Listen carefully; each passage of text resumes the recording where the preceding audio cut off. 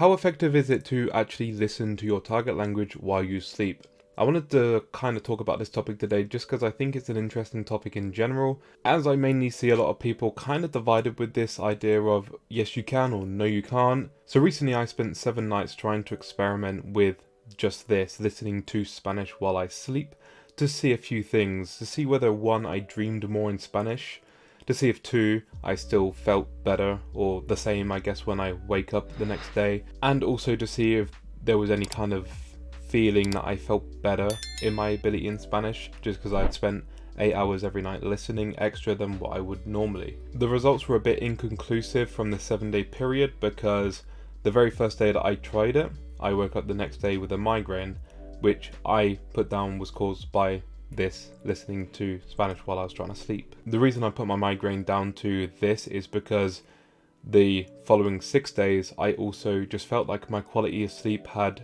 dropped quite a bit because I was distracted while I was trying to sleep, trying to listen to my Spanish podcast. Even though I wasn't actively trying to listen, my brain was still active, and so it wasn't shutting down properly and it wasn't properly trying to get the rest it was needing. And so essentially quality of sleep is lost, and with that, for me personally, because I suffer with migraines, a poor night's sleep can lead into me suffering with a migraine, which is exactly what I experienced after the first night of me trying this. The rest of the week I just had either poor quality of sleep or just headaches in general, but the headaches were just headaches, they weren't as severe as a migraine. And also when I had that migraine, I had 2 days worth of just me suffering with a migraine. It means that I wasn't able to study my languages as normal because I was just in a lot of pain and felt very sick, and I just couldn't do my normal things, not only languages, but I just couldn't watch TV like I normally would, or I couldn't do whatever else I normally would, and I had to rest a lot more to try and sleep off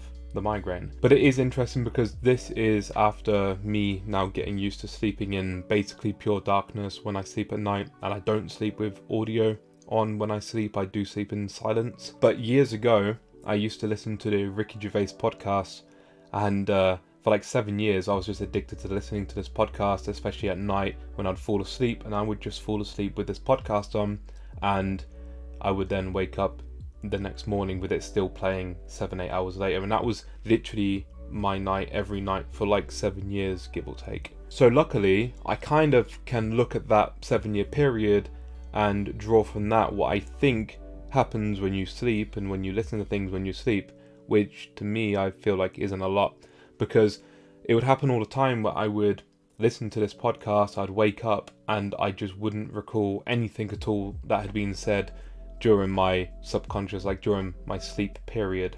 And I genuinely feel like the brain just doesn't listen to anything. It may not fully shut off because it's still trying to be active, but in terms of remembering, it doesn't really do a lot. And it's kind of the same when you dream as well. You wake up and you kind of forget your dreams within 5 minutes of waking up. I feel like anything that you might have learned during your sleep, especially when it comes to listening to an external language podcast, you're kind of gonna forget that because your brain isn't working on remembering that information. And with the Ricky Gervais podcast, I would listen to the entire thing multiple times, and there were episodes I'd heard dozens of times, and every single time I'd heard them while I was sleeping, and so when I heard them for the first time when I was finally awake, it felt like a brand new episode. It didn't feel like I'd listened to these episodes before, but I knew I had heard them before because the whole series would have played multiple times through. That also tells me that if something feels completely brand new, I'd never even heard it before, that what you take in when you're listening is not remembered. You may not even take it in, I'm not quite sure on how it works, but essentially it just doesn't absorb into your brain. The same thing happens to me when I decide to listen to some music with my headphones on at night, if I don't have anything on the next day and I can afford to sleep in a bit longer to catch up on the lost hours, maybe because of, again, the lack of sleep or the lack of good quality sleep. I will just put on some music because I do enjoy doing that, but I know it does ruin my kind of sleep pattern, and so the next day I may feel groggy for longer. But when I listen to music at the moment, I listen to songs that are 20 minutes long, give or take, and so it only takes me a song or two to actually fall asleep, and so all the rest of the songs in the queue that I have made for when I am just calming down and going to sleep, and when I eventually go to sleep, by the time I wake up and there's a song playing, I have no idea, no recollection at all of what songs were playing while I was asleep. Even if it's like a half sleep, I still completely blank out and I can't remember what songs are being played. So with both me forgetting what music is played when I sleep, and also with the whole thing now 7 years worth of listening to a particular podcast in which I don't remember anything when I was sleeping, I feel like if sleeping and listening was something that worked and there was any kind of absorption into the brain where you just remember things, I feel like I would know that Ricky Gervais podcast like the back of my hand. And I'm not talking about the animated one for people who actually know the series. I'm talking about the unanimated, like hour-long episodes, 4 series worth of episodes or whatever. Like there's a bunch of content there. And over 7 years, I listened to those episodes a lot until eventually I just decided that I would just try and sleep in pure darkness to see how my sleep went. And turns out I would wake up feeling better. My conclusion from all this, plus my recent 7-day trial in actually listening to Spanish podcasts while I was sleeping, was that it just doesn't work. And if it does, it's like a really small, like less than 1% like usefulness for you. And to be honest, like because of the things I've already mentioned, it actually kind of makes things worse for you. It gives you a worse quality of sleep, and so you wake up feeling groggy and feeling like you just can't be bothered. And if you're feeling groggy and tired and miserable because you just had a bad sleep, then you're not going to have the energy to show up to then study your language for an hour or 2 hours or however many hours or minutes you've got to dedicate to your language learning. Instead, you just would rather think about sleep or think about something else that's not, so taxing on the brain, because language learning is very exhausting thing for the brain. So you need to be fresh and fully well rested in order to properly learn.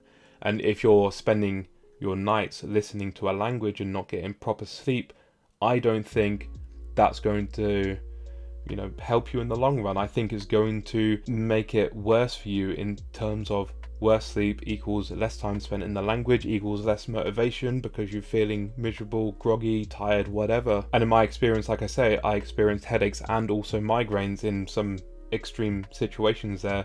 Like from the very first day, I had a migraine for 2 days. If I was to continually get those so often, I just wouldn't have time to like study my languages at all, or even make YouTube videos or anything, because it's anyone who knows, migraines are super painful and they're crippling. Not only could I not study languages, I also couldn't make videos or anything else that I wanted to do with my life. So it's kind of really unintuitive for me to think that learning a language while you sleep is actually something that works like at all. Like I would say 0%, but there's probably some kind of subconscious where it takes it in. But I also believe that the brain needs to rest properly, kind of like how if you go to the gym for 6 days a week, you need that one day where you just rest and you just let your body recover before you go back on that like 8th day or whatever. And if you don't rest your muscles when you go to the gym and work out, then your muscles actually won't grow. Like they need the rest in order to grow. It's the same for your brain. If you learn something, you need to rest and you need to sleep in order for that thing to actually embed itself into your mind better, for basically the neural pathways to strengthen and get bigger and whatever else they do. I'm not a scientist, but essentially that sleep helps you to concrete a lot of things you learn during the day.